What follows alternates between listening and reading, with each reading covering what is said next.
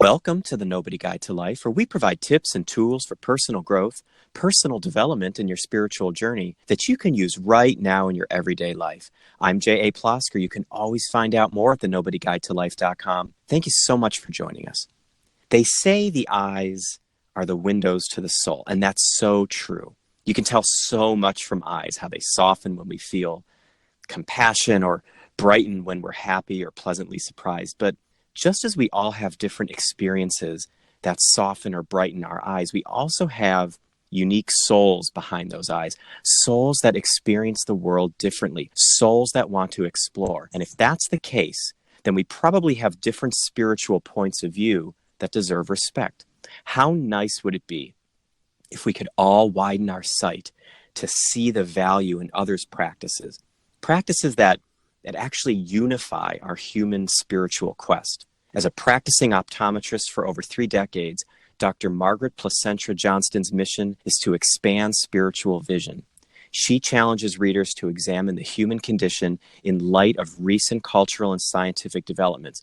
Margaret believes globalized communications are exposing us to spiritual wisdom from other cultures, and that scientific discoveries are showing the universe to be much more complex than we ever thought, and that studies about individual and cultural human development paint quite a different picture than that promoted in organized religion and conservative values.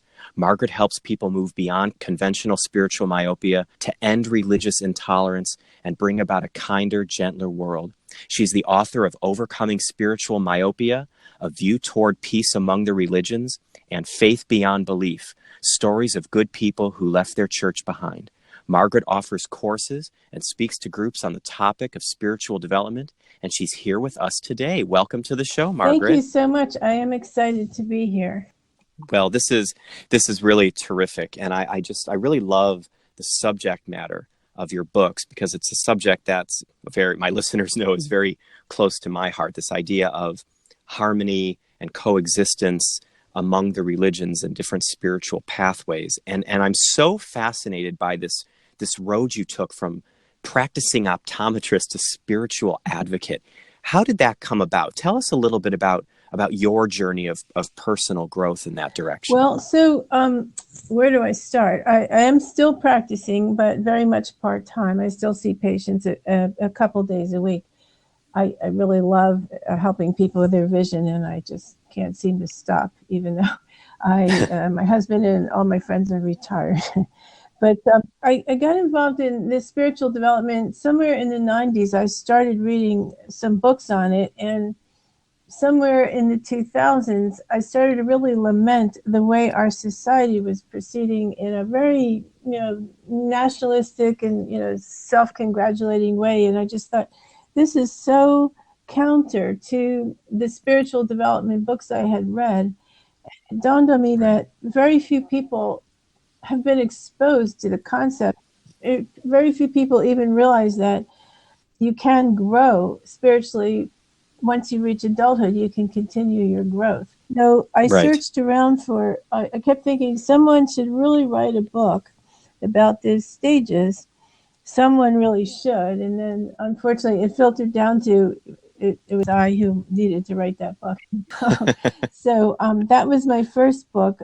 It took me some time to learn enough about writing and to figure out about the publication industry, how exactly you go about writing a book. And I knew that I could not write an academic book, although I have 4 college degrees. None of them have anything to do with that. So I thought, well, the best way to do it would be to tell stories. So my first book was entitled Faith Beyond Belief, Stories of Good People Who Left Their Church Behind. And I actually interviewed real-life people and told stories of how they moved through what are called the spiritual development stages. And they do pretty much involve, in a sense, moving beyond the limitations of just believing the type of religious concepts that your tribe taught you. In other words, you move beyond that. You can still be religious or spiritual or both. But if you're only parroting what you were taught as a child, what your tribe teaches you, that's not spiritual maturity. So I tried to show these people moving through these stages in the first book. And I'm very, very proud of that book. But over time, I realized something else I needed to say. And that ties in with my eye care situation, because one of the main conditions that I write prescriptions for is called myopia, which most people understand. It's nearsightedness. People who are nearsighted Right. or myopic, they can see close, but they can't see far away. And this suddenly concept overtook me to understand that so much of our society is myopic in the way they understand religion and spirituality. Again, similar to my first book, if you're only looking at your own religion and you only believe what your tribe taught you, that's spiritually myopic. In other words, you're looking too close and you can't see that there's a bigger picture out there. So I set about writing a book that kind of just in a cursory sort of way, calling people to consider larger concepts. There are Right. far more detailed analyses than what I wrote, but I write a summary. What are those concepts? Because I love how you did marry something that is so close to your heart, this concept of myopia and helping people fix their nearsightedness. And it's a concept that millions of Americans physically have nearsightedness conditions. Talk to me a little bit about the concepts you use in the book that help people expand their vision. What exactly do you mean by spiritual myopia? How do you see that playing out, and how do you help people move past that? So if you're only looking at that which is close to you, as a myopic person does when their glasses are off, they can only see, depending how myopic they are, they can only see at arm's length, or anyway, they can't see far away. So if you're only looking at what your tribe or your culture has taught you, your church or your community or your parents or whatever, if that's all you know, then you are myopic, because there's a much larger world out there. And the more things change in our society, the more we are being invited and challenged to accept more perspectives from different cultures, from different parts of the world, from different religions, to meld that into our understanding of what religion and spirituality is about, as well as really meld it into what our understanding of just being human is about. I mix it in with, understanding that the world has changed since the religions were formed, and therefore understanding has changed. Cosmology is, understanding of what the universe is, it's expanding universe, and there are, 3 trillion galaxies now, and that's the Earth and the stars mentioned in the Bible. So, I think we need to look bigger picture and figure out. Maybe I don't have the answer, but I think we need to start asking ourselves, what is the bigger picture about what religion and spirituality is about, other than just, the Bible told me this, or my preacher told me that, and that's what I believe. How do you see that playing out in the world? How has that message been received by people who go to your workshops, people you speak to? What are some of the ideas that come back to you about how we can build those bridges? How are you seeing this all play out right now?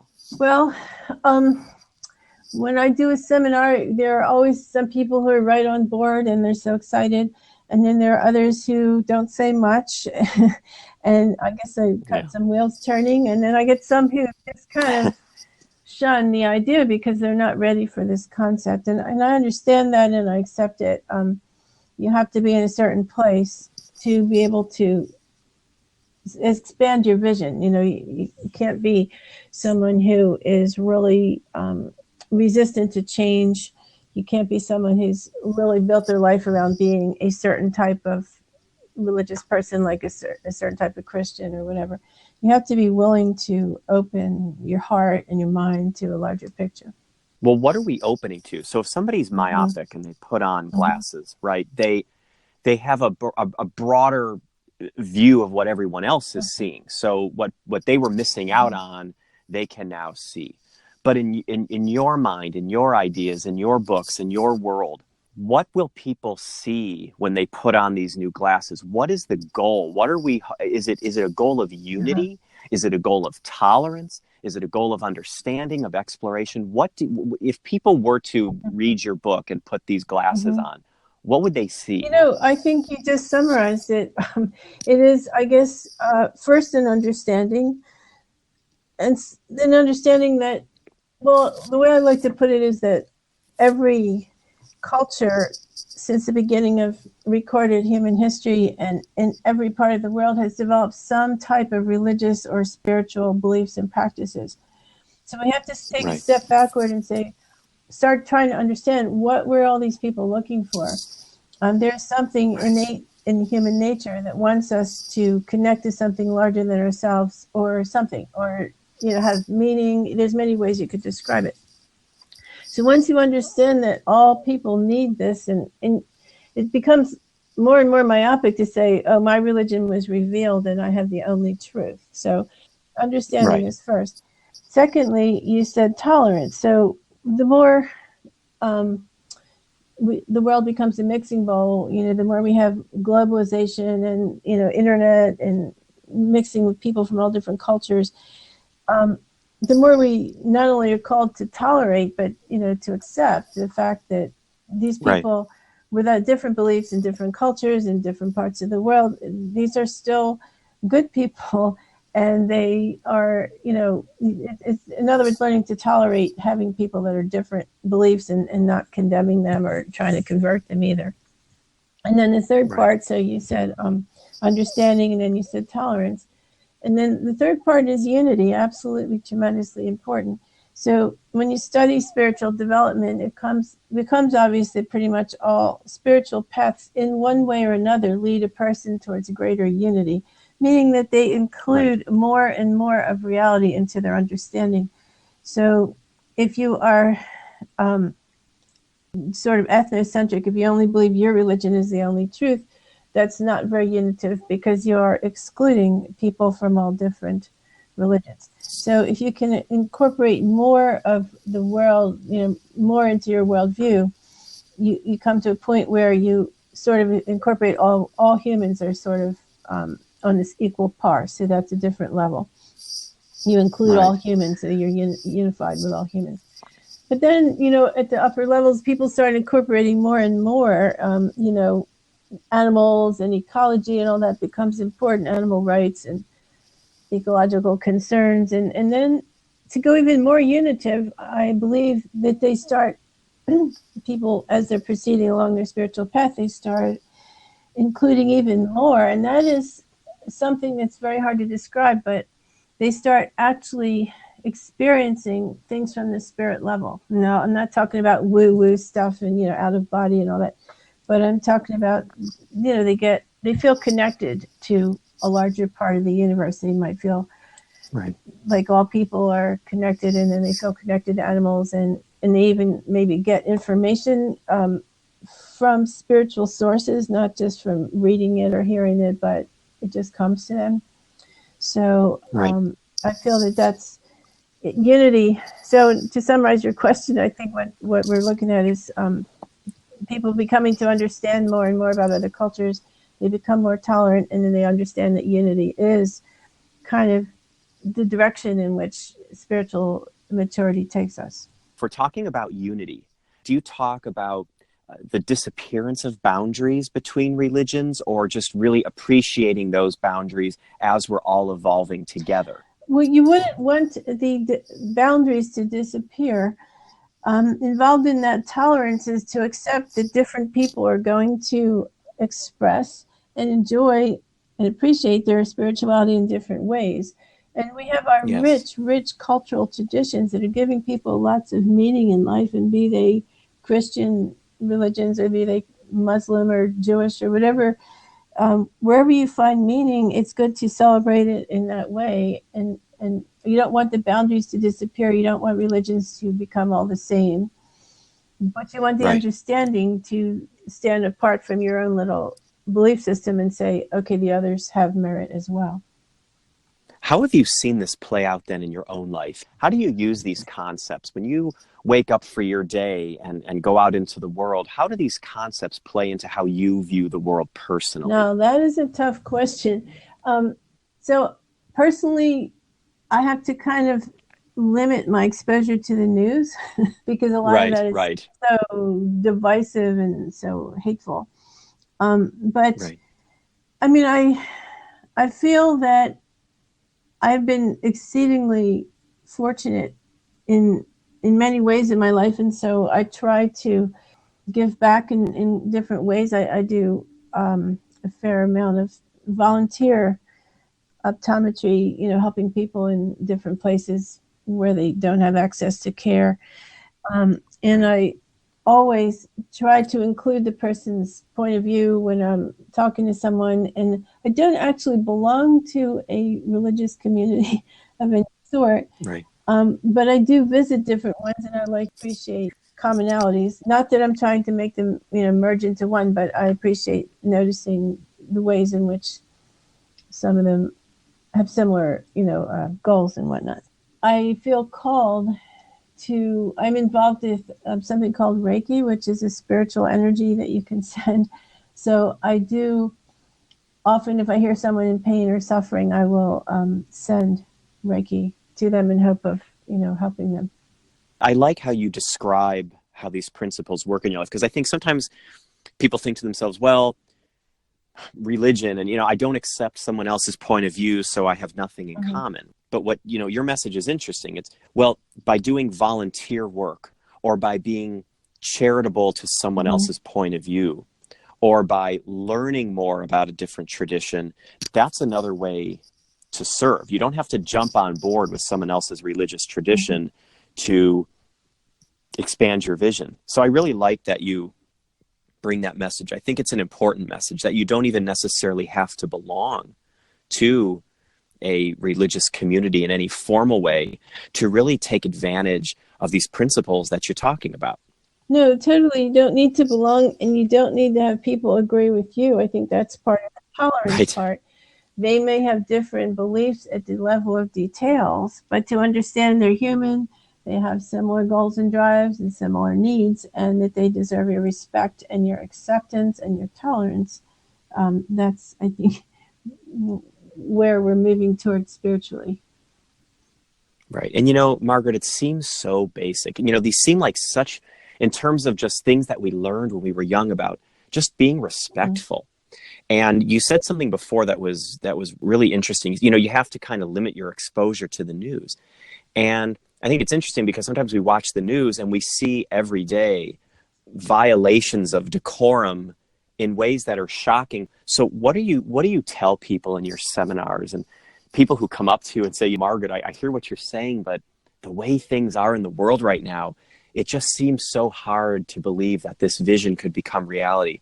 In light of what's going on in society today, what do you say to those folks? How do you help those folks move past the news of the moment to this broader vision that you have? So I think it's important to understand that news, they have to focus on exceptional things in order to sell news. So you hear exaggerated versions of the truth, number one. Number two, I think I am in my 60s, and if I look back, I can see how society, American society at least, has dramatically improved in terms of spiritual maturity since the 50s. And I can see it moving forward. But like with any type of growth, anyone who's raised children knows this, that they will, at some point, they're maturing in a certain trait, and then all of a sudden it seems that they regress. They just move so far backwards. And then a little while later they emerge farther along the path than they were before. Supposing they were just saying a few words and they weren't really speaking yet, and all of a sudden they resort to babble for a week or 2 weeks, whatever, and then suddenly they come out with a complete sentence. And I think that something like that is going on with our society. Progress does not happen in a straight line function. There are regressions and moving forward happen, whether you're talking about children as they develop.